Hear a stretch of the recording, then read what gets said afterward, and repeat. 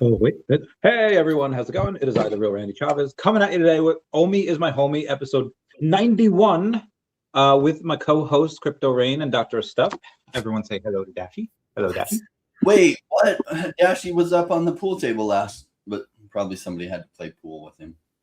Yeah, I didn't want the, I didn't want to, one, accidentally scratch it up, and then two, just be like, okay, yeah, people want to play pool, then yeah.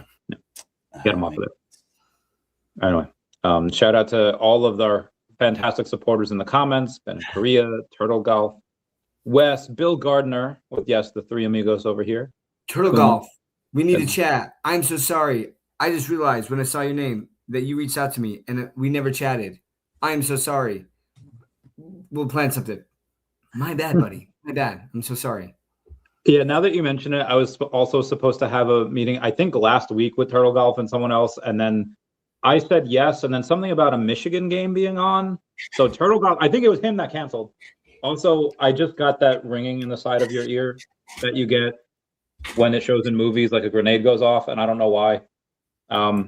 Anyway, somebody else say something now, because my brain is not working. Some PTSD flashbacks. No, it just I don't know. I get that every now and then where it just like I get the ringing and it's like gone now. But yeah, that was weird. I've been getting it more and more often too. I don't know why.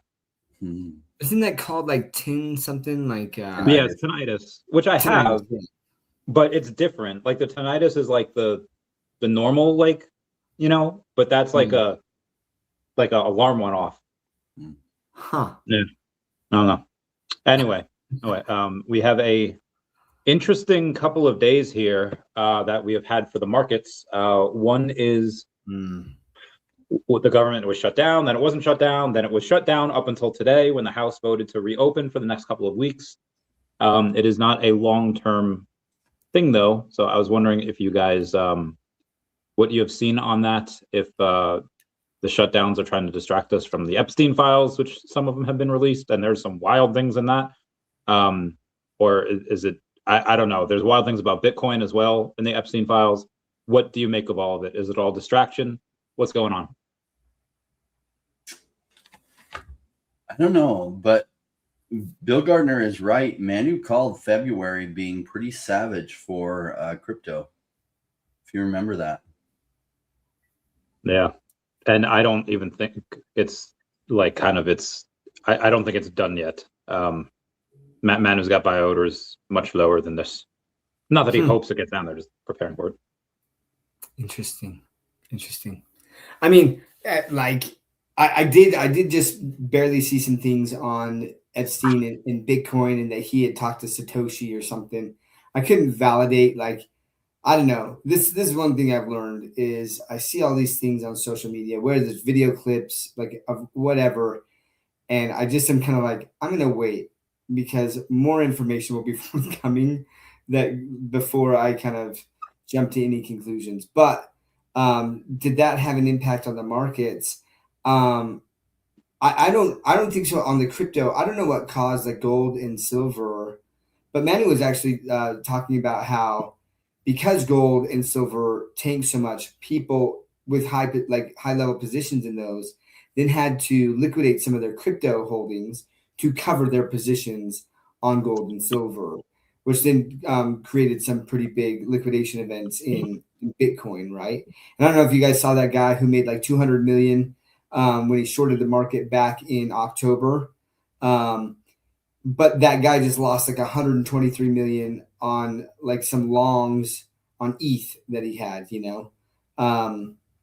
And yeah, it'll be interesting to see, but I have picked up some more crypto during this time, you know? It's funny. I have a coworker and he bought like, I think he has the BlackRock Bitcoin ETF, and he just put like $1,000 in it. And it's so funny because he'll come up to me and he's like, Doc, he's like, I'm down $50, bro. What's going on? And I was like, you probably like you're only down $50. I was like, I mean, and you're bringing this up to me, like, you know, I was like, you are not seasoned, my friend. You know, I'm glad it's only $1,000, but And I told him before he put it in, I was like, you have to be completely comfortable with this potentially going to zero. Otherwise, but he kind of says it tongue in cheek, but like he brings it up every time. And so I walked in and he just looked at me. I walked in on Monday. He looked at me and I was like, I mean, I bought more. He's like, yeah, okay, maybe that makes sense, but we'll see how it all plays out. But I do think that, listen, sometime this year, man, and I said till like June, if it doesn't happen by June, man, I just think I'm checked out and like I'm just going to ride or die with what I got. But until then, with these fluctuations, especially dropping down to these levels, like I'm buying. So. What about you, Rain? Well, what's funny is that's normal human reactions that he's going through, and that's why they do so bad. It's like, what's up? I'm down $50, and it's like they hope that as soon as they buy, it's going to go up like crazy, and when it doesn't, they're like shocked, and it's like, dude, this is a highly volatile space, and so I can't tell you what it's going to do next week. I can't tell you what it's going to do specifically. I just know we're at general lows that are incredibly low. And this isn't an altcoin bull run, and we haven't had an altcoin bull run. And historically, they've come every 4 years. This one hasn't been 4 years. So some people are saying that means it won't come. And it's like, this technology moves forward what the internet can't, like the internet needs this to be able to do things. And so, of course, an altcoin rally is going to come. When? Probably this year, when money supply growth goes crazy. Like, one of the big reasons we didn't have the bull run last year is because money supply growth didn't happen because of determinations by mostly the Federal Reserve. And so they were still quantitative tightening. They were still keeping interest rates high.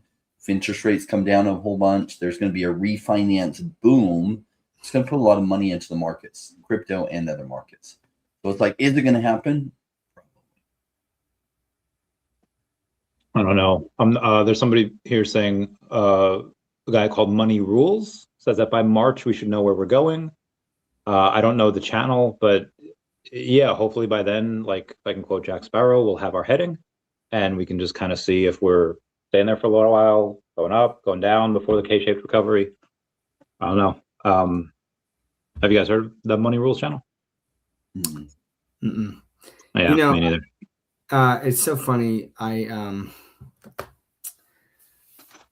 seen so many people. I don't know. Like it's interesting when people attack YouTubers and they're just like, "Oh, this person was completely wrong. They called it."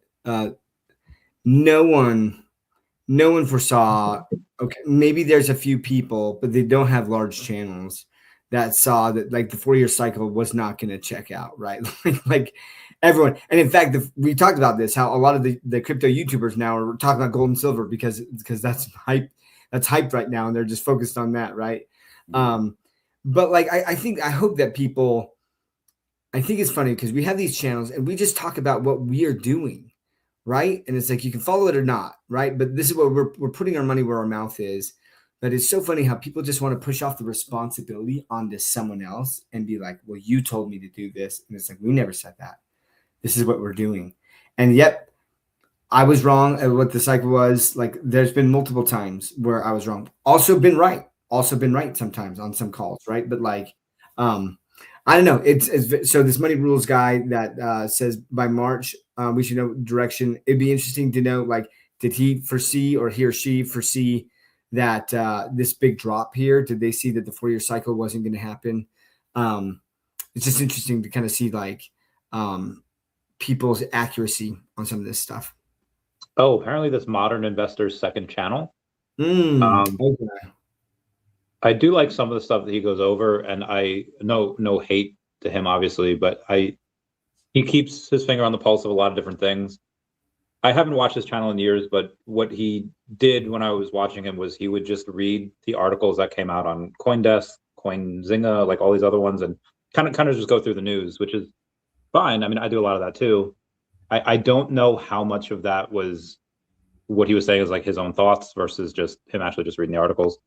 Rick was saying banks oversold paper gold and paper silver notes. Yeah, apparently there's like a lot more silver on paper than there is the actual metal.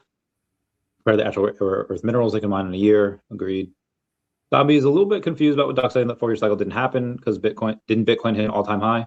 I think we're just talking about all. I don't want to speak for you, Doc. I think we're talking about all. Listen, touche, VeVe Zombie. You're right. So Bitcoin did hit a new all-time high, right? Definitely did. But yeah, when I think of like the 4-year cycle, the whole premise is that Bitcoin hits and then the alts follow, right? And like we just have not seen alts follow. So Yeah, that's where I'm going with the 4-year cycle is where the alt. So, but where I'm going with that is I still think that alts are going to hit high. We're not going to be waiting in like another 4 years, but like it's off, right? Like the timing of that is off, and so I still think it's going to happen. But everyone is saying that the cycle is over. That only Bitcoin and these going forward, it's only going to be the blue chips that hit new all-time highs, and alts are kind of just left by the wayside. And that's where I disagree. And I think that we still have a cycle. It's just not the 4-year cycle that has followed before, where Bitcoin and ETH, and then all of these other alts just do crazy numbers. Yeah, I would like to believe that. I mean, obviously the blue chip stuff, like even though I posted something today, like on the week, Bitcoin, XRP, Solana, like everything, like I think Ethereum's down like 30%. I think that was on the month. On the week, they were only down like 20-something%. But still, like that's like kind of altcoin behavior, and it's like, damn, what's going on? I would like to believe that only blue chip type of alts would run, like that no meme coins would run, no, things on pump phone would run, only things backed by businesses. And that would be ideal. But when money gets injected in here and everything rips, there's going to be scams that pump, and there's going to be meme coins that pump. I could be wrong, but that's just, I mean, that money has to find a place to go. And is it going to go into great projects? Absolutely. But is it also going to go into things that it shouldn't? Also, absolutely. When that comes, I'm hoping by the end of the year. I hope we don't have to wait another 18 months for an alt season, but we'll see. Rain, the alt season, and your thoughts on it. Doesn't necessarily have to be timing, but just will it still happen? What's funny is over time you can figure out what it is that drives these cycles, right? So some of it is speculation coming into it, but a lot of it was the Bitcoin halving, which did drive Bitcoin's price the year after to new highs. But it didn't cascade this time into the altcoins, and Bitcoin didn't go as high as it normally would have in the pattern, which is at least 150, 155K. So some people theorize, well, Bitcoin hit new highs and, it's bear market now, but it's like, I doubt it, because major money flows haven't come in yet. And a lot of that is driven by money supply growth, which is coming this year. Now, normally that cycle starts corresponding with when the Bitcoin halving is in the run up to the election cycle. Usually interest rates come down and quantitative easing, the printer really goes burr. But that didn't happen this time, though Trump is setting up an environment where that is coming this year. And so I think the right mechanisms are there that are going to make assets go up a lot in value, and a lot of that money ends up flowing to crypto. So some of that money recently, the speculation, what we are seeing is now that we got these major players in crypto, that's a good and bad thing. They can move the markets. Like for those that were in the insider call with Manu and he was sharing why he thought February would be bad, he shared some really good information that was like, oh, interesting. Okay. And it's turned out to be right. Crazy, because back then it seemed like, everything was going to go up so much more than that. Anyway, but we also see that some of the money, just like we have narrative flows within crypto, we've seen a narrative flow to gold and silver. Right? I do think paper gold and silver has held the price down for forever. And finally, we saw that break loose from its constraints completely. And so we saw a big run up, pull back, probably even more run to go with gold and silver, maybe after pulling back for a little while. But we'll see some of that money then narrative flow into crypto, because right now it's like, oh, precious metals, and you have all these people chasing into precious metals because that's where the action has been. And generally that's a mistake to position yourself in what's already gone high, but people do it all the time.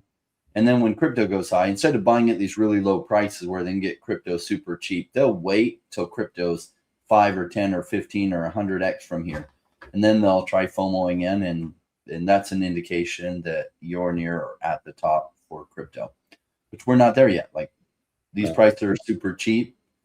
Simple formula is buy low, sell high. Okay, prices are low now, which means it's not sell time.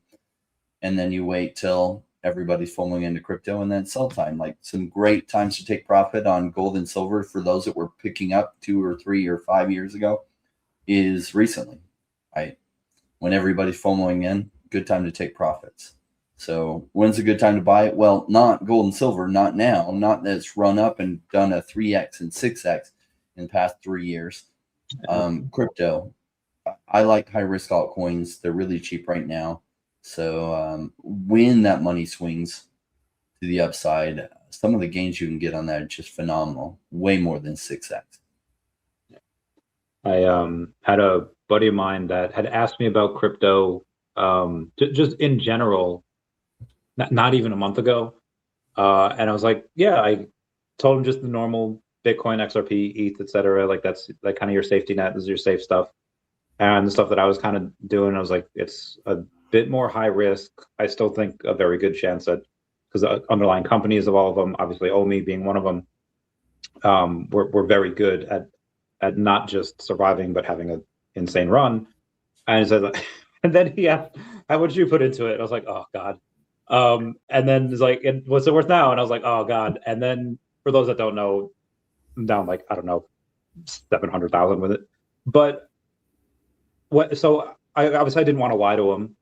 Kind of turned him off. He's like, maybe I just don't have the money right now. No problem. Text me 2 days ago. I just bought 100 ounces of silver, which is like $8 grand, $9 grand. I was like, and could it keep going? I mean, it. Granted, he did get it on the discount where it was like 116, went down to like 80 something. So he did, I guess, it on the day. I don't know what it's done since then, the last like day or two. But yeah, that's people will find money when they are excited about something, even if they don't have any like actually on them. They'll sell something, they'll borrow, they'll do whatever. And I'm not saying that's the right or wrong thing to do. A lot of times borrowing usually doesn't work out, but people just find money when they're excited about something. It's like crackheads, like they don't have jobs, they don't have whatever, but they're out there hustling because they need that fix. And I'm not saying like crypto degens are like crackheads, but if they find something that they get excited about, they'll find the money some way, shape, or form. Reckless is interesting. He says that in the past 7 days. So I know I saw recently that there was the first bank failure of this year in the U.S. Chicago? I don't remember where it was, but I'd have to look. I don't think that it was like their over leveraged position in precious metals. Is that what you're talking about? Like, there's been 2 banks now. Well, one was Chicago. I don't know. Oh yeah, so one in Illinois, I guess one in Michigan. So the Chicago one's Illinois, Michigan. I don't know which one that was. I didn't even hear about the Michigan one. Yeah, I'm surprised that I didn't. Let's see. As of early February, one bank has failed. Chicago-based Metropolitan Capital Bank and Trust.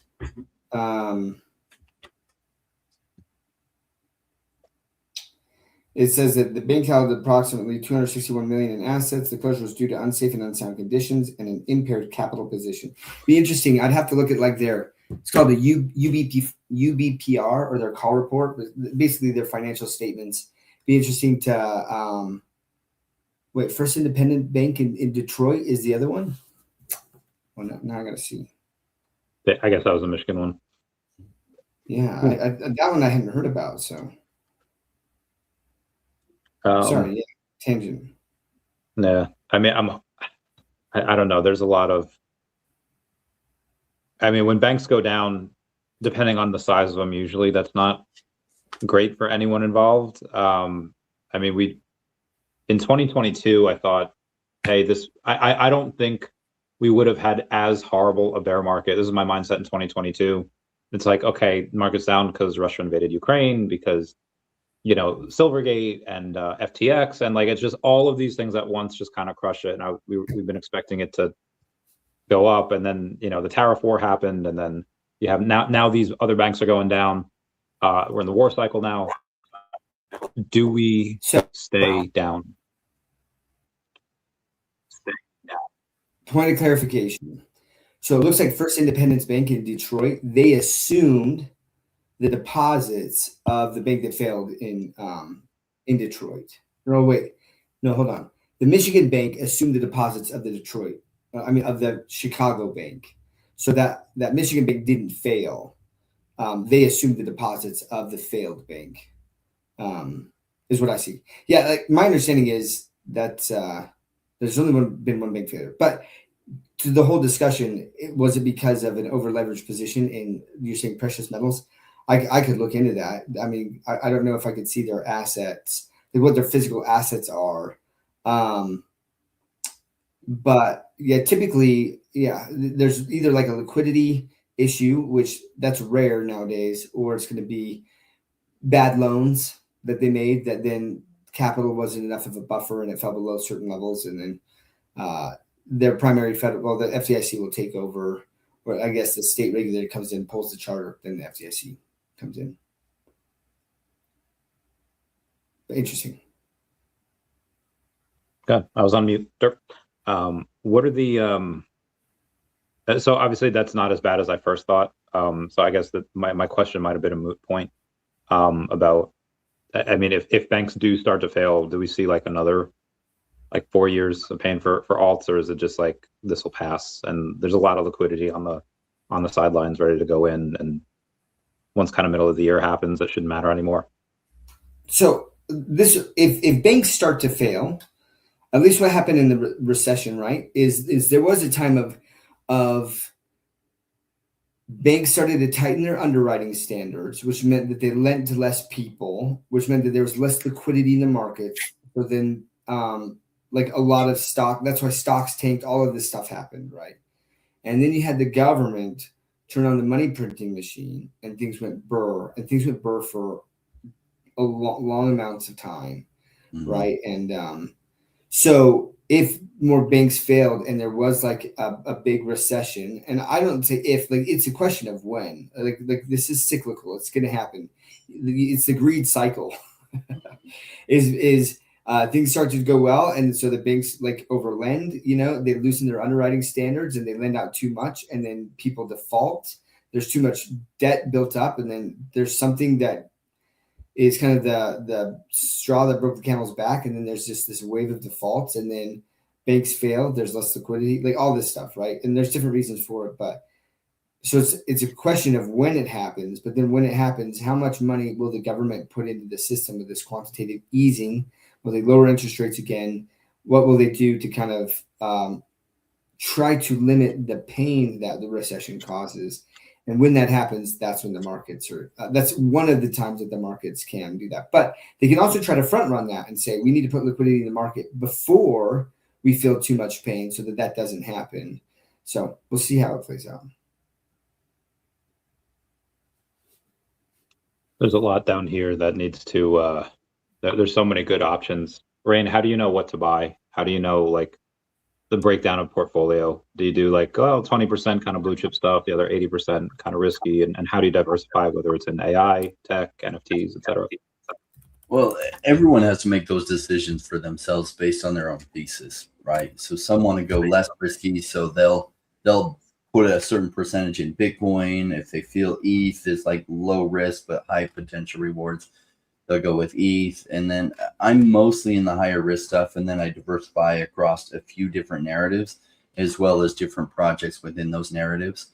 And so generally you'll have like some narrative runs even when things are pulled back. We haven't had many narrative runs in the past year. The only narrative that really has run in the past year is the privacy coin narrative, but pretty much everything else is pulled back.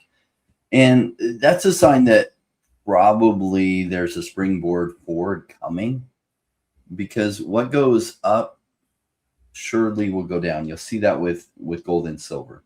But also what goes down especially when it's a technology that's so innovative that the world needs, it is going to go back up. And when it does, it's been pulled back for so long, it's going to springboard forward by a lot. OBL in the chat. What's up, girl? How you doing? You love you. I miss you. I miss you, OBL. I hope you are doing well. All the love. Oh, I miss her so much. She was the first person to ever come on my podcast 3 times. That was yes, we love her. We got to do it again, and let us know how the baby's doing and all that. Probably big bunny, probably walking everywhere, scaring the crap out of you. Anyway, there is this guy. I don't know if you know Cabby Lame. He's the guy that always goes like this. He had sold. Yeah, he had sold his likeness to AMPA, and he sold his likeness so they could make AI videos of him of doing anything forever for $975 million. The man hasn't said a word ever, and he sold his likeness to an AI company for almost $1 billion. Question, gentlemen, what would it take for you guys to sell your faces and likeness, and what would you invest the money in?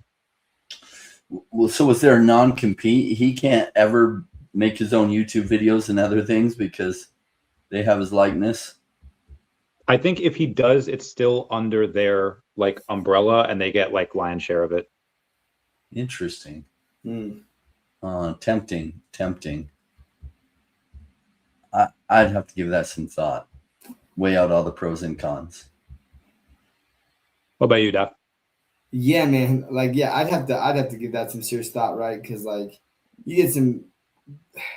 I think that as long as there was a clause in there that they couldn't do anything, like unethical or morally, like to a certain level, right? Listen, no nude photos of Doc. Sorry, guys. You end up being this massive porn star, you're like, wait, what? As long as there was certain qualifiers in there within the agreement, man, I'd be like freaking at $975 million. That's a have lot. at it, bro. Have freaking at it. You know what I mean? Like, I legitimately would just, and you're like, what would I invest it in? Listen, I do some real estate and stuff like that, but I don't need $975 million. I would go freaking travel the world.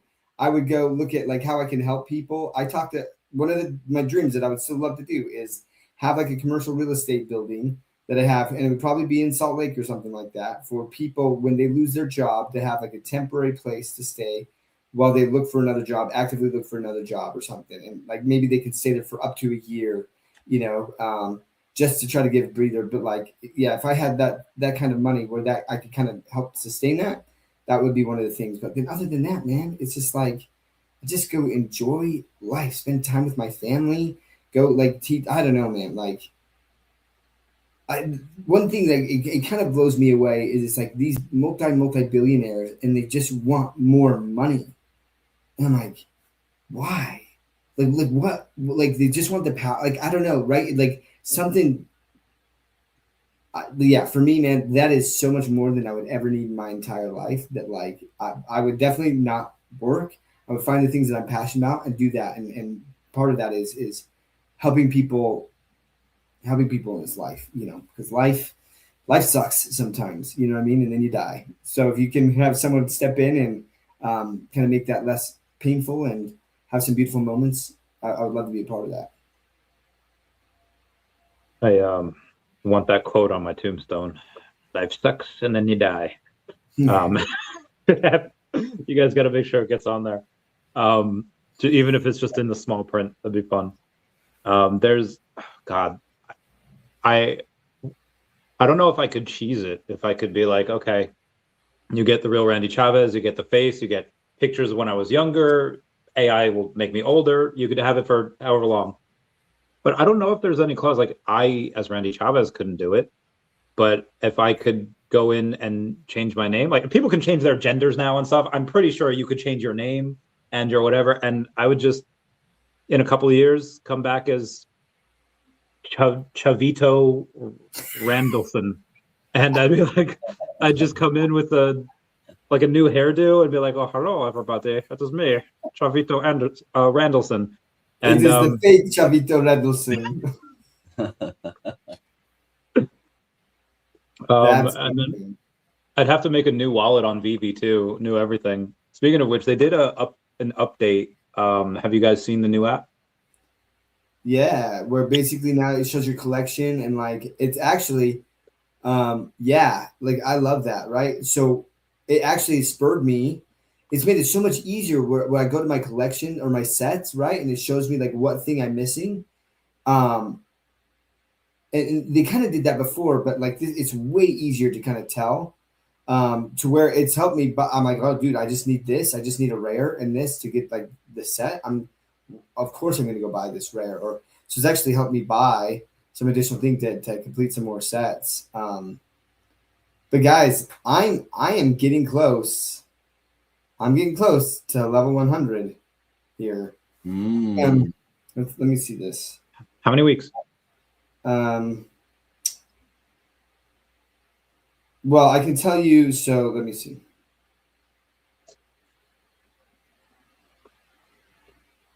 And then after this, I gotta go. But it's gonna take me in about 9 days. I'll hit level 99, and then I think it's probably like 5 weeks or something like that to hit the next to be level 100. Okay, so March, early to mid March, you'll get that bread. Yeah, probably sometime in March. I'll hit level 100. Let's have a party. Well, dude, I'm definitely gonna throw a little party there. Like that'll be awesome. But anyways, I got to bounce, gentlemen. I love you, Doc. Randy, I love you guys. You guys freaking rock. So much. You're the best. And we'll chat later, fam. Good to see you, Doc. And then there were two. So there's I don't know if you saw that. So the drops on VeVe. I've just been collecting what I like. You should be able to see it on my stuff. Like I had the what was it, Leonardo? I think the most recent turtle that came out. Yeah, so I got the Leonardo, the Happy New Year stuff for VeVe. Got the Vader, the marble one, because that was really cool. I got a partner stash just fell to like $850, so I bought one. I was like, this is stupid. This is too low. Watch it go like $750. But that being said, there's a I've been trying to get a 1 of 1. I've been trying to buy Greg Weick stuff because he did 1 of 1. He did a second one. Didn't get either of them. Those were like the cheapest. They went for like $1,600, and some of them go for like $8,000. Like the Scotty Young 1 of 1s go for like crazy amounts. There's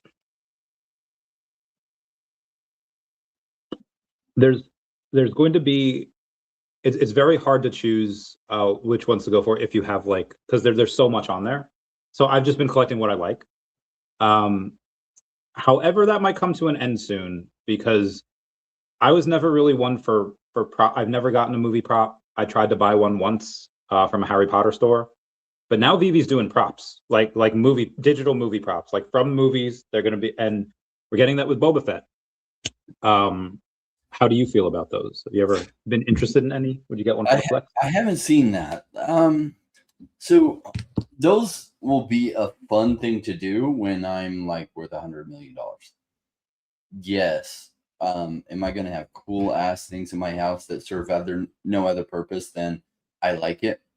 Yes. Like that's down the road for me. So the way I'm wired is like save first so that I can spend exorbitant amounts of money later, because I do love spending. So would I like to buy some of those Star Wars relics from the actual movie and stuff and put them in a room? Yeah, I'm totally going to have a Lego room, and I'm going to have like Lego Star Wars everywhere in that room, and probably some like traditional like Star Wars and stuff.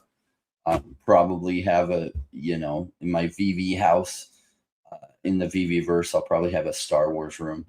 And so like Boba Fett's one of the coolest characters. Like I thought they did a okay job in the Boba Fett series. I wish that had been a little bit cooler, but Boba Fett in the original movies was like, I loved him. Dude, he had a rocket pack. Oh my gosh. How cool was that? So he also, like, as far as characters that sell well, Darth Vader and Boba Fett are some of the best selling characters. Both kind of villains, funny enough. Yeah, Luke they're both Skywalker like, doesn't sell near as well as Darth Vader or Boba Fett. yeah, they're both like some of the most popular villains out there. For the movie props, well, first off, for Boba Fett, Book of Boba Fett, I loved. I know mixed reviews, some people didn't like it, but I thoroughly enjoyed that. That was just, you got to see him build an empire. You got to see him be diplomatic. You got to, like, it was cool. It just takes me back. Reckless Lane VeVe versus Best Way to Look at Collectibles. I am very curious about what type of people this brings in, because we've had Ken Golden go on and say that, hey, VeVe, or like any NFT can be on his can be on his show as long as they're interoperable, and that's going to be VeVe soon. I don't know when. There was an article that Collection came out with the other day about like phase 1 is going to be over in the next couple weeks. Nothing really changes with that. All of our stuff is just going from Immutable X to Collect Chain. I think most of that's actually probably already done. It's just going to be official in the next couple of weeks. Nobody knows anything that's going on. Like from a user standpoint, we don't know that it's happening. We don't have to do anything. It just happens in the background, which is great. But once people are able to start taking their stuff off the app, I don't know why it should matter, but it does. People are going crazy about that in all the good ways. I think it's very possible that before the end of the year, we see some of our collectibles on Ken Golden's auction house. I would say special edition partner statues, maybe Vader's. I would like to see a VeVe Gold Silver logo come out. To get the most eyes on the project, what would you like to see be a part of Ken Golden's auction? I don't know Ken Golden well. He's got the King of Collectibles show on Netflix. I've seen like one episode. I haven't seen it, but it's just big collector, and the auction house is huge, and it just tends to, stuff on there tends to go for a premium because there's just a lot of eyes on it. It's on that show, yeah, because it creates some extra value there. Like down the road when people buy stuff that had once been owned by Randy Chavez, and you'll be able to see that in the history of VeVe. It will sell at a premium like that. I'm not sure about Ken Golden. I was looking up the movie prop stuff for Boba Fett because I hadn't realized that. And so how does that work? Because I was seeing it's a blind box, and then some of them come with a craftable, like the backpack and the pistol or the rifle thing. Do you know how that works? I'm actually not sure. I read it the other day. I was very tired. My January was insane. And so is the first week of February so far. But I don't know. I think if you have the old one, you can craft it.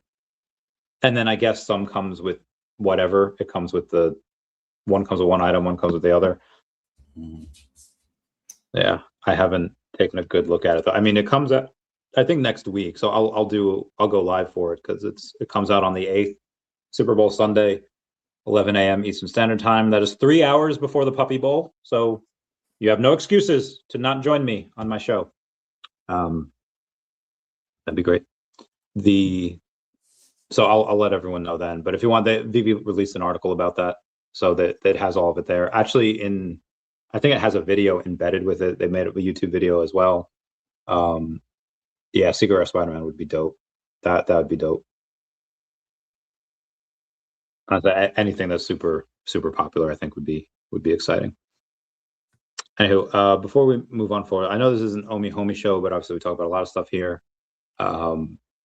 We got the 14U F98 saying you guys buy more DEVVE, prediction for end of year. Predictions are hard because we don't know what type of market we're going to be in, but I haven't sold any DEVVE. I would go in, and as more money comes in, I'll get a little more. Yeah, no, like it's times like this that I'm like, why did I quit my job in 2021? It's like, I've considered, like, because I was like, man, if I were able to really go to work and make an extra 10, 12, 14K, and if it, like, do I need to? No, but a lot of people don't get how valuable these low prices are, and they don't understand what it can turn into when you just have the patience to let it play out. Like a lot of times we want to force timelines. We're like, oh, if it doesn't happen by this time, we're done. And it's like, you just let it play out. And I was explaining to somebody that if you treat it like as you buy low, you just like put it in a vault that you can never sell until everyone's talking about it. That's the right way to think about it. So it's like you buy OMI, and in other words, you don't worry about the price because you can't sell it until everyone's like, oh my gosh, you see how high OMI can get? So you can only sell it when there's massive, massive price increases. If you think about it that way, and you're just putting it in that vault, and then you're not worrying about the price that happens day to day, it's the perfect frame of mind to go into this type of investing. So you just like take OMI, put it in the vault, and then forget about it. Put more money into the vault, and then forget about it, and then forget about it. And, you know, don't even track what the price is. You'll realize when prices are way up because everyone will be coming to you saying, oh my gosh, crypto, did you see this? And that's sell time. So until then, it's like, it's just accumulate as much as you can time. And so some people are bummed that accumulate as much as you can time has lasted extra long and gotten extra cheap. Well, okay, I guess they just don't understand how this game works. That it's just keep your day job, continue to accumulate more, throw it in that, and then just wait till it plays out. Now, I specifically like ones where I feel like they have enough runway of finances so that they're not likely to go out of business in the next 6 months or 12 months. So that there's a good chance that they're around when things go crazy. We're in that game time. It's just accumulate as much as you can. And then when everyone starts coming to you and be like, oh my gosh, crypto's going crazy, what do I buy? That might start to be a good time for you to sell. There was in 2013, me and a couple of friends were looking to do a tryout for what was called Battlefield Airman. And it's, you transition from one career field to another. And it was a very, very rigorous test that we were training for. And we did something we probably shouldn't have done. We essentially like tortured each other, like waterboarded. We wanted to get ready for this test. We wanted to make sure we did really well with it. And doesn't matter how strong you are. It doesn't matter how good at you are at anything. It's just who can last the longest. And be advised, none of us lasted more than like 20 minutes. Like none of us lasted more than like, there's a couple people that were just like 30 seconds done.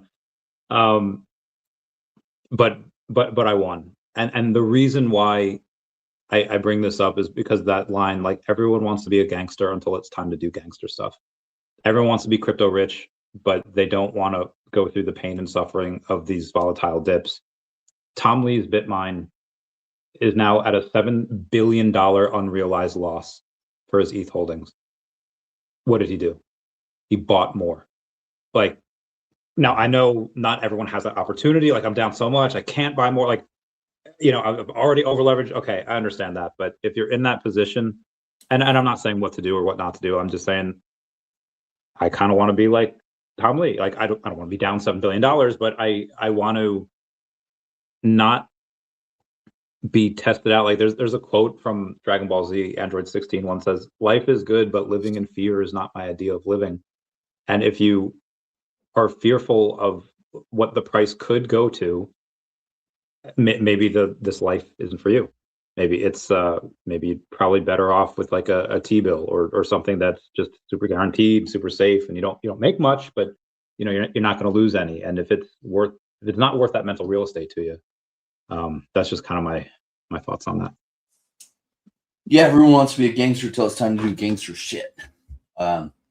Like, look, this is part of, like, everyone I know that is rich from crypto from the 2021 bull run, they were doing this same thing in 2019 and 2020, which we're all licking our wounds, and it sucked. And it was like, oh my gosh, will this ever happen? And everyone's saying it won't, and there won't be a bull run, and there's no 4-year cycle, and there's this and that. And look, eventually the bear market ended and massive liquidity rolled in and altcoins and Bitcoin really ran up. And those of us who stayed through it made incredible gains. Same thing's going to happen again. So is it going to be over a 4-year time frame? No, probably 5. But probably we don't know the future. We don't have a magic crystal ball. But this is what it looks like. This is the journey of buying things. Now, I've learned a lot through the process because I had done different market cycle investing prior to coming into crypto 8 years ago. So it took me a little bit to figure out how to play this crypto game for massive success. And a lot of it is the mindset I just shared with you. It's like I like to buy highly researched projects that they're severely price punished and then kind of just throw it over the shelf into the vault where I can't think of it anymore, and then just continue to accumulate while prices are low.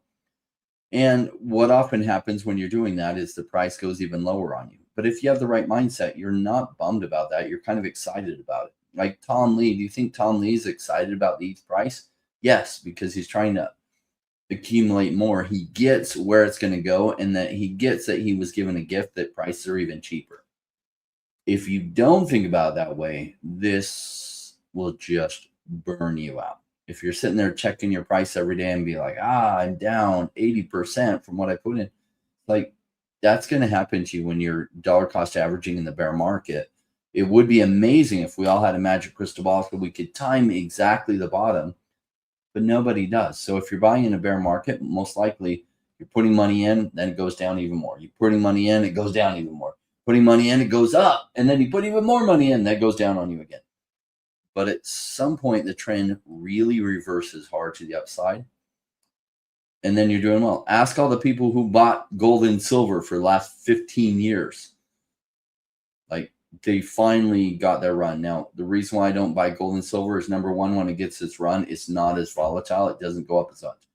Number two, like, I know people that have been accumulating gold and silver for like 30 years, and finally they had like the massive price increase. That's not a quick enough cycle for me. So some people are freaking out that the bull run didn't happen in 4 years, at least the bigger bull run and the altcoins popping off. Okay, so it's 5. That's way better than like gold and silver, which I think early 80s was the last time it really peaked. And so that is a long time between peaks. 46 years ago. That kind of cycle is not mine. No. I am not that patient. Like I'm patient. I'm real patient, but that is older than me. Oh my God. Sorry. Okay. We'll answer this one, then we'll go to another topic. 14U saying, not financial advice, my bags are in OMI. Great choice. DEVVE and DEFFINITY. Love all of them. What are your opinions for holding these 3? I don't mind taking a risk, truly believe in this product. Obviously anything can go to 0, but those are my biggest bags as well. Those are 3 out of my 4 biggest bags. And I have long-term conviction in them. I don't know how cheap they do get. I would have had the same answer last year, be like, yeah, buy them all day long. And if I would have waited, I would have had more. But again, like Rain said, you never know when that's going to pop off. But that's me. What about you? Those are my 3 biggest holdings too. I really love those 3. So personally, that's where my bias is. Like, I share the reasons why I hold them and why I like them and why they're my 3 biggest bags. I mean, we had an update from Manu. Randy and I did talk to him a couple times the last couple of weeks. Like, their business is super strong, doing so well. They even, like, the amount of money they made in the past week was crazy. And so their business is really solid. And some people are like, oh my gosh, it hasn't translated in the token price going up. And it's like, yeah, in this environment, no, it wouldn't, but it will. It will. Just most people still don't even know about DEFFINITY because at best, people are looking at gold and silver, wondering, because that's where the action has been. Wait till the action really starts happening in the altcoin space. And then DEFFINITY will get discovered. And then all of a sudden prices will be 20x or 30x here, and people will be trying to jump in then. It's like, all right, I'll be taking some profits off the table at that price. But that's when some people will be trying to make their first buys of it. And that's just not the model I use. I like to buy when things are really price punished. And OMI, DEVVE, and DEFFINITY right now, I mean, almost all altcoins, but all three of these are really, really price punished right now, which is a good thing. That's what undervalued gems look like. They look and smell a lot like a burning house. Like, oh my gosh, this is the worst. They're never going to stop going down. Well, they do. It may feel like it's never going to stop going down, just like it felt a week ago, like gold and silver were never going to stop going up. Then you had a big retracement. It feels like these will never stop going down, but they will. And then it will reverse hard and fast to the upside. And if you haven't been accumulating during these times, it's really hard to catch that breakout to the upside and jump in then. Unless you're Paul from DEVVE. He's very good. He's very good at what he does. By the way, he won't be joining me tomorrow or the next week. He's out at some conferences, networking with, rubbing shoulders probably with billionaires and stuff. Good for him. Good for him. I hope. I mean, he'll represent DEVVE well. We love him. Speaking of billionaires, this is a nice segue. There was a Reddit post the other day on the VeVe Collectibles Reddit page saying, "Hey guys, haven't logged in a while. I have 2 Todd McFarlanes. I'm unsure whether to keep or sell them. I don't like where the price is, and I don't need the money. But I think that, do you think they could get back to 15K again?" And one of the people that answered says, VeVe will, a little bit of misinformation, says VeVe will be all on chain soon. They already are. They're just moving to a different chain. And Todd's long-term are a no-brainer. The reason I bring this up and billionaires is that you have Adam Weitzman, who's got about 27,000 followers on X, but 17 million over on Instagram. He's coming on the podcast soon, and he just spent about $500,000 in NFTs today getting Moonbird, about 200 Moonbirds. So it's a little over $500,000. And I just could imagine when he's on the show, when I talk to him about all the VeVe stuff that I'm doing, that he might be interested in Todd's and Spider-Man and partners and logos. I don't know. Maybe he's not, but I feel like he will be. He's just a normal guy, and we're gonna a couple drinks together and talk about everything. If you were, and maybe we get you in the room after the show is done and we're off air. What would be something that you would ask him about, or something that you would like to tell him that he might not have already known? Well, I would say what has his curiosity about digital collectibles, that it would be questions and just find out about him, right? So billionaires tend to understand investments, sometimes traditional people don't really understand the crypto space and the digital space very well. But a lot of that's in the range of $10 to $50 million. Billionaires are kind of an interesting class. There aren't that many of them. And so I'm curious on how he sees the digital space. I do think whether he realizes it or whether other people do with this money it is going to become the next big thing. Digital collectibles, NFTs, certain brands, like obviously he sees Moonbirds as being a viable collectible that people with money will really chase after. That's probably why it's going so heavy into it. But yeah, I'm just curious on what he's noticing on his end that has his curiosity. Agreed. He seems to just like art, and he seems to just, I don't even know if he does it for ROI. He just seems, I mean, for the Moonbirds, probably a little bad as ROI, but especially if he's buying 200 of them. Yeah, I mean, so some of these that he's buying is some projects I've never heard of, and I'm not like balls deep inside the Web3 space. Like, yeah, this one started by this person. It was a community takeover. Like, I know obviously everyone knows Bored Apes and CryptoPunks and obviously Moonbirds, and there's Milady Makers and there's Chimpers and Claynosaurs that people like kind of know of, and some people are really super deep in. But he's bought stuff that I have no idea what this is. I've never heard of this, and they're not like crazy big. He just likes art and he wants to support the space. And apparently he's not the only one. There's others that are not as, I don't say loud, that they're not as vocal as he is. And they have like even bigger collections. And I'm like, whoa, that's so a lot of big money is accumulating. I don't know what it is. But they just want to give back. And obviously some of it is for investment and ROI and you know, like how do you build a big network? Yeah, they get it, right? So it's fun for them. And why is art so much fun? Because number one, it's a flex item. Number two, it's like you have something extremely rare and valuable. Like, really, why do they buy the actual art if they were in it for the art? They'd just get a print of it. Well, they're in it for the scarcity of it, right? That's why people pay so much for a Van Gogh or for other major artists, is the scarcity. It's a social flex. And so Moonbirds right now isn't a social flex. I mean, it kind of is, but most of the world isn't thinking about it. But at one point, like CryptoPunks, you could pick them up in 2020 and 2019 for 1 ETH. 1 ETH was going between 70 to 150 bucks. And so, like, sometimes even a half ETH. And then they became 350,000 during the bull run.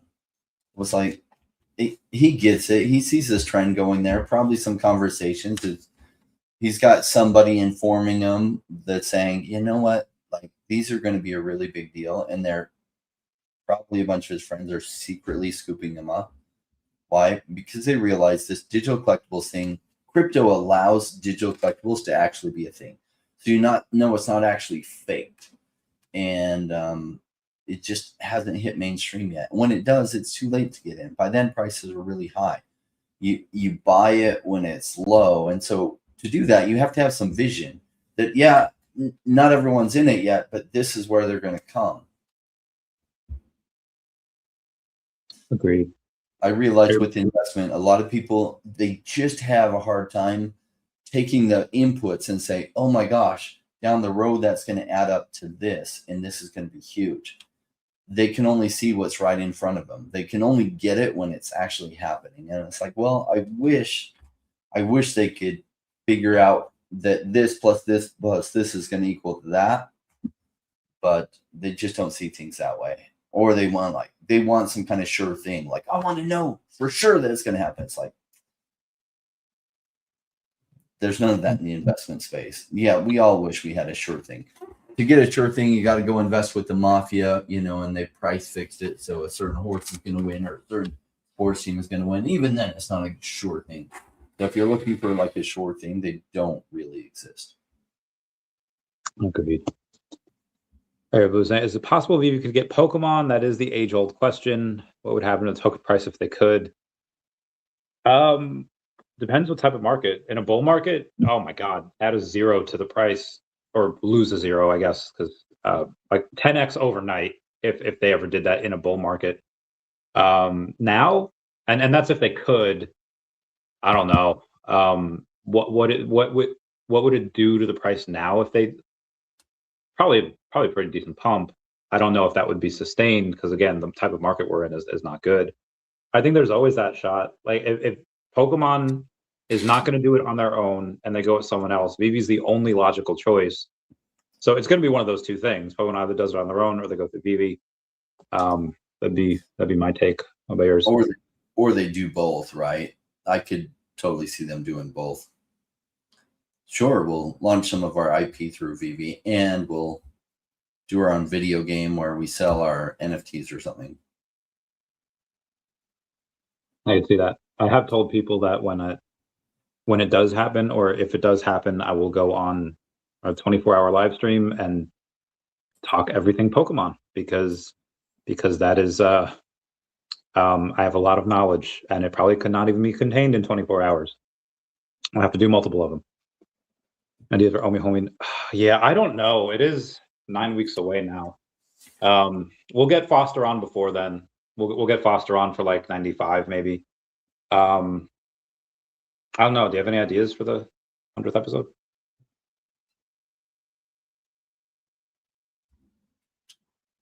I don't know. Maybe we should do some karaoke with him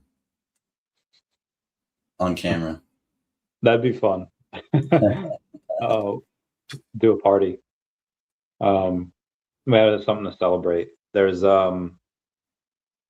Stormtrooper bounty that Comics and Crypto did. They cashed in the 501. The 501 was sold for 2,000 gems. The other one I don't believe has been minted yet. We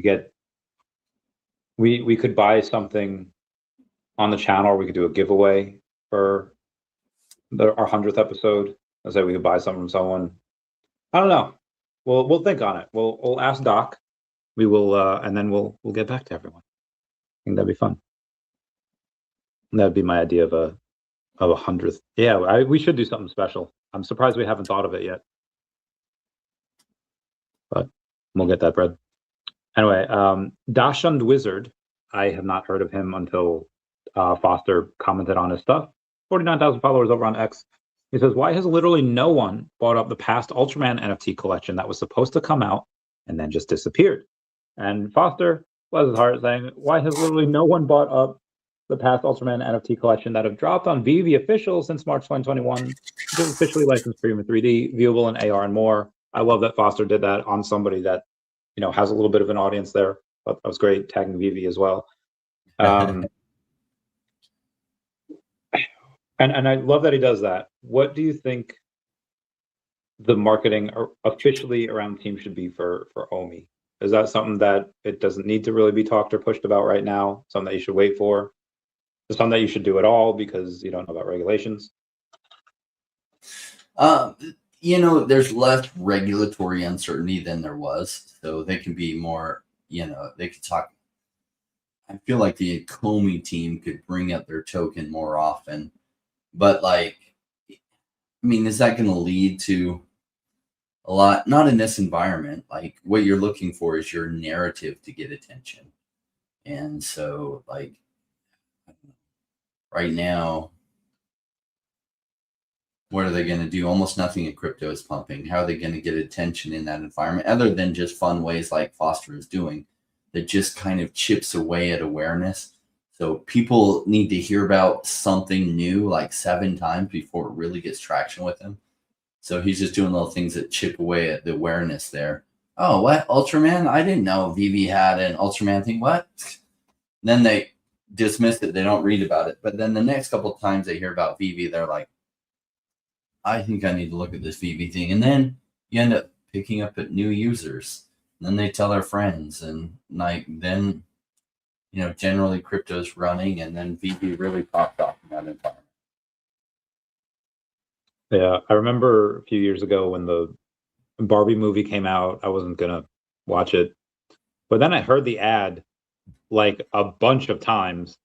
And I was like, okay, you got me. It worked. I'm gonna go see it. I thought it was pretty good.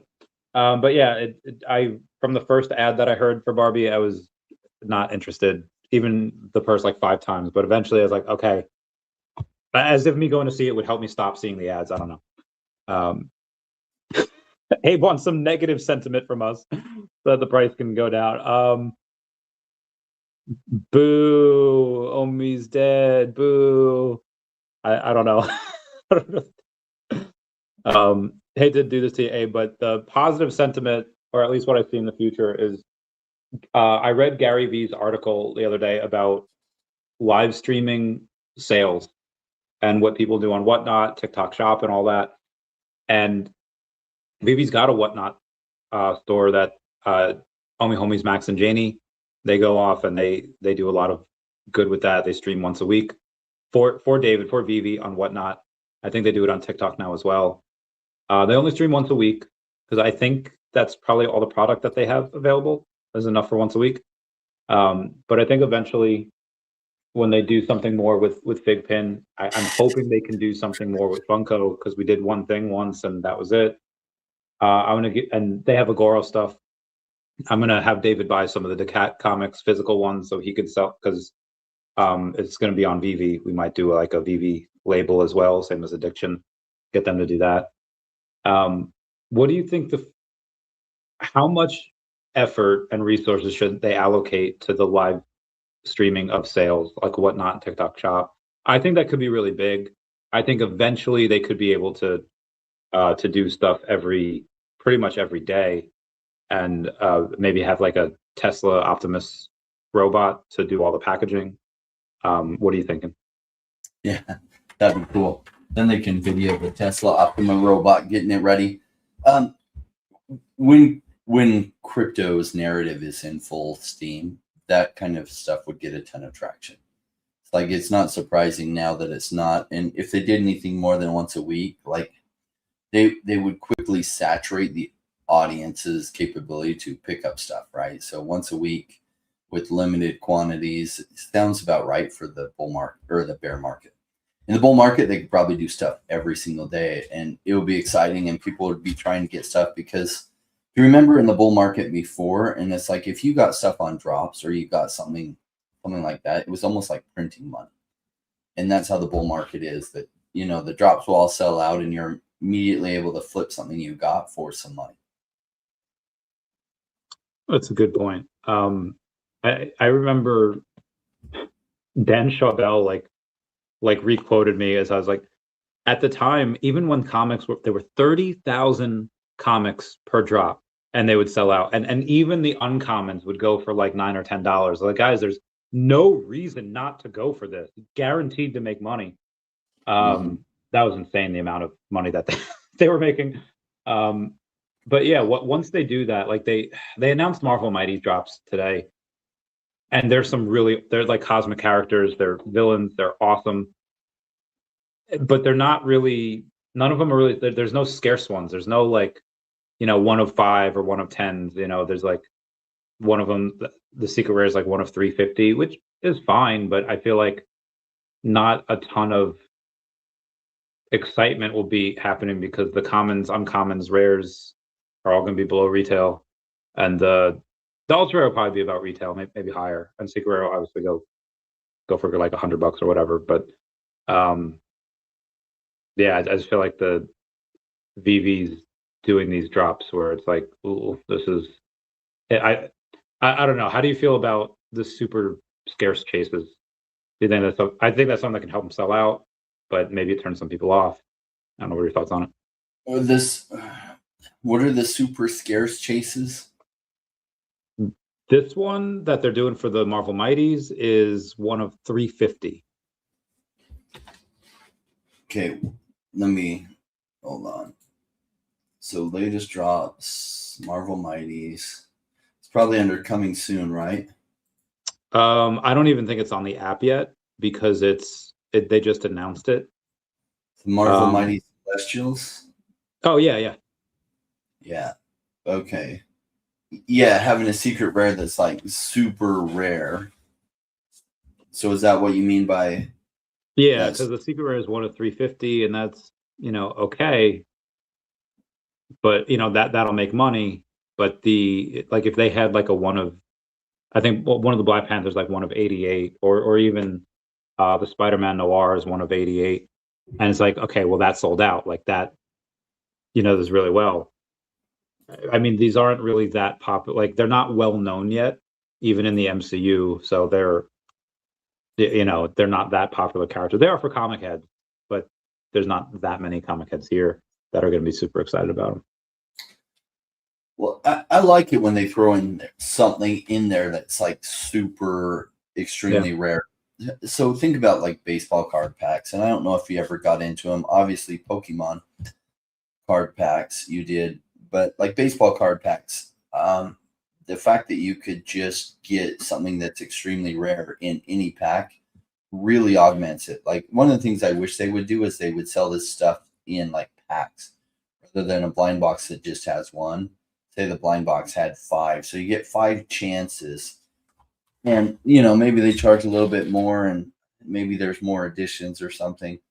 Like, or I wish they would go to card packs on VeVe's site in general, because when you're opening a pack, you know, if there's 5 cards or 7 cards, you have like, it just feels fun doing the reveal so much more than just one reveal. So you're doing one reveal for $15. It's like, okay, kind of pricey. But if you paid $30, but you had like 7, and you're like, okay.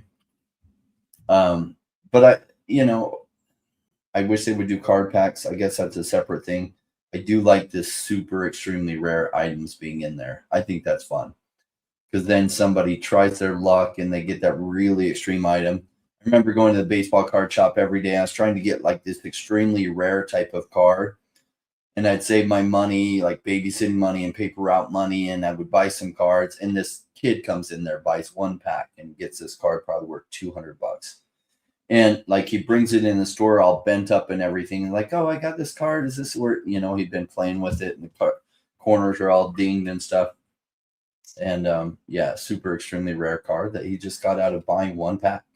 And it's kind of fun that people have that opportunity. Agreed. Abe saying, if we reach quad zeros, y'all think we surpass all-time high? I think it depends where in the quad zeros we go.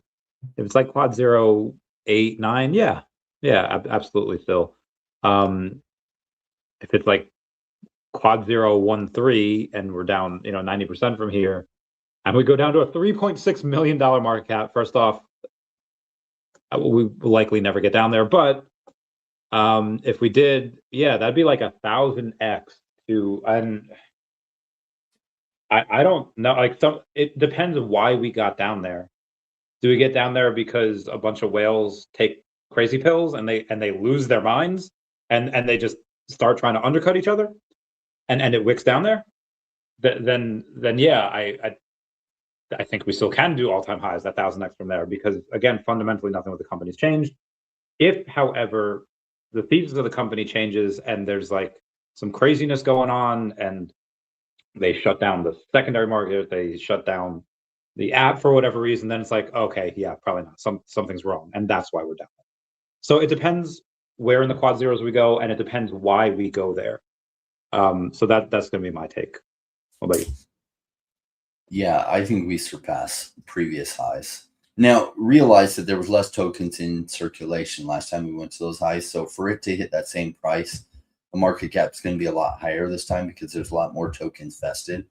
But still, I think it goes at least to 1.4 cents. I think 2 cents. And even if it goes really cheap, I just think digital collectibles are going to be a thing that really catches on.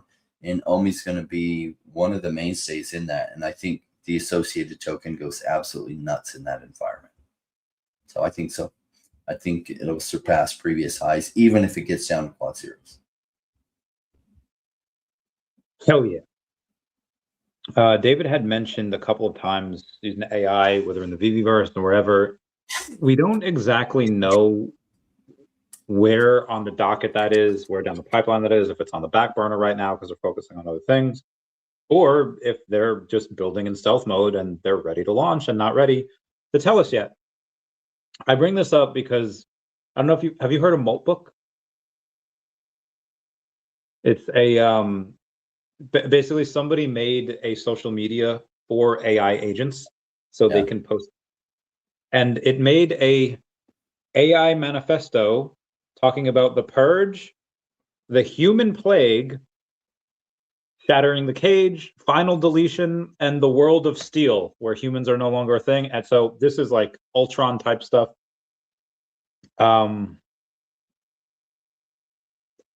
I think in order to survive or at least maintain with everyone, you need AI. But damn, there's going to be a lot, like there's pushback on anything NFT. There's pushback on any new technology.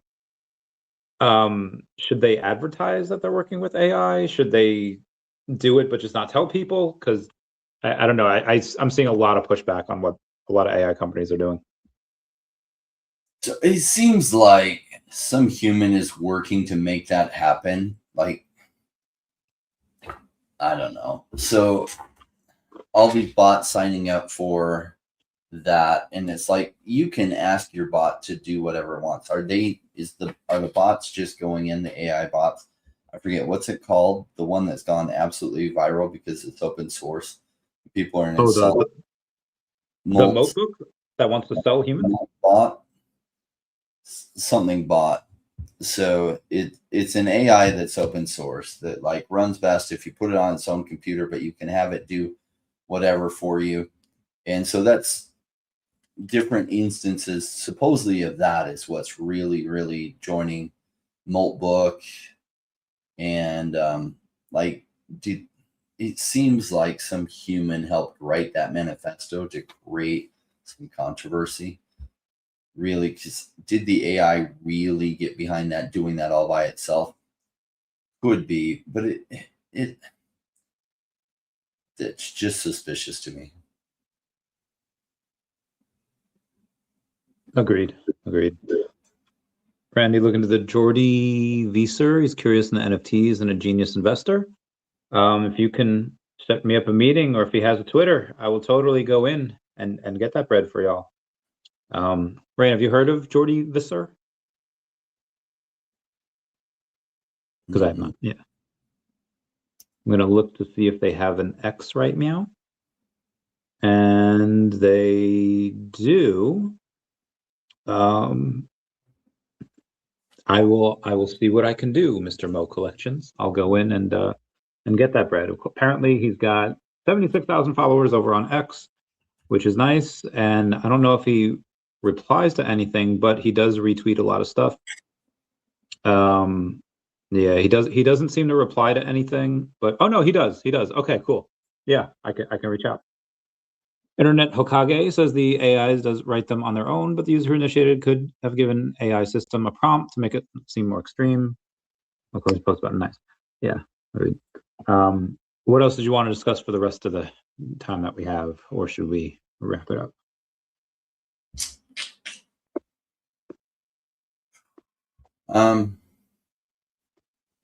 I don't know. Overall, like the crypto space, this reminds me a lot of March of 2020, when just prices got savage. There could be more savagery ahead. March of 2020 is kind of like, oh my gosh, the whole world is shutting down because of this. And so it created an extra fear that then people were like, oh my gosh, crypto's dead in this environment and everyone's going to starve to death and blah, blah, blah. And that ended up being the bottom for high risk altcoins. And so not the bottom for Bitcoin. Bitcoin dropped back too close to where lows were from the bear market, but ended up being the bottom for altcoins, most altcoins, and then things went up significantly from there. So like there might be some more pain ahead. If so, great. Like there's usually a big stake in the ground as far as the price dipping down really strongly before things really, really take off. Probably that's what this is. Yeah, I wish we would just have that dump already so we could recover, because it seems like it's just kind of slowly going. And I know I get it, going from 126 to where we are now. That's not slow. I mean, I just want the recovery to start. So I would hope we get that stake in the ground ASAP, so this way we can go back up. But yeah, I don't know. We'll see when that happens. Anyway, yeah, someone being patient and waiting it out and letting it play. Like if you put it in the vault, like I'm talking about it, and then you're just like, oh yeah, let me put some more in the vault, and I can't sell it till prices go absolutely crazy. That system, everyone I know that's become a millionaire from crypto that wasn't a millionaire before, that's how they did it. Absolutely. Right. This has been awesome. We'll talk off air for a little bit, but until then, everyone say bye-bye to Dashi. Bye-bye, Dashi. We love you. All right, guys. We'll see you all.